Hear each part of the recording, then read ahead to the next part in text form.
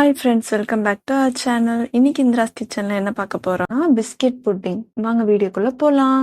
1/2 cup சர்க்கரை, 1/4 cup தண்ணி இதில் ஆட் பண்ணிக்கோங்க. இதை கொதிக்க வச்சு எடுத்துக்கோங்க. மிக்ஸி ஜார் எடுத்துக்கோங்க. மாரிகோல்ட் பிஸ்கெட் 10 to 12 பிஸ்கெட்டை இதில் உடச்சி ஆட் பண்ணிக்கோங்க. 1/4 கப் சர்க்கரையும் இதில் ஆட் பண்ணிக்கோங்க. 3 ஏலக்காய் இதில் ஆட் பண்ணிக்கோங்க. இதை அரைச்சி தனியாக எடுத்துக்கோங்க. இப்போ நம்ம கேரமல் சிரப் ரெடி ஆயிடுச்சு. இதை ஒரு பாத்திரத்துக்கு மாற்றிடலாம்.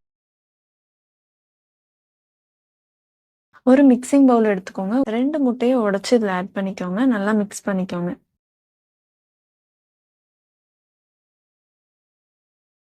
அரைச்சி வச்ச பிஸ்கெட்டை ஃபில்டரில் வச்சு இதில் ஆட் பண்ணிக்கலாம்.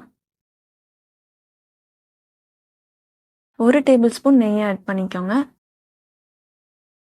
இதெல்லாமே சேர்ந்து கலந்து நல்லா மிக்ஸ் பண்ணி வச்சுக்கோங்க. இந்த வீடியோ உங்களுக்கு பிடிச்சிருந்தா மறக்காம லைக், ஷேர் அண்ட் சப்ஸ்கிரைப் பண்ணுங்க.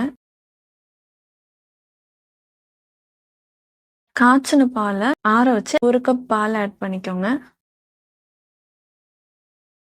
ஆட் பண்ணிட்டு இதையும் நல்லா மிக்ஸ் பண்ணி எடுத்துக்கோங்க.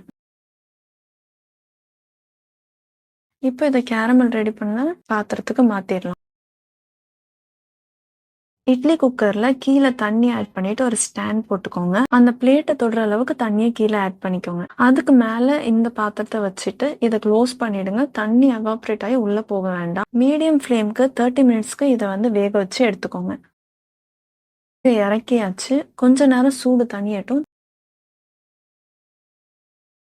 இதை பிளேட்டுக்கு நீங்க டிரான்ஸ்ஃபர் பண்ணி டேஸ்டான பிஸ்கெட் புட்டிங் ரெடி ஆயிடுச்சு. நீங்களும் ட்ரை பண்ணி பாருங்க. நெக்ஸ்ட் வீடியோல பார்க்கலாம்.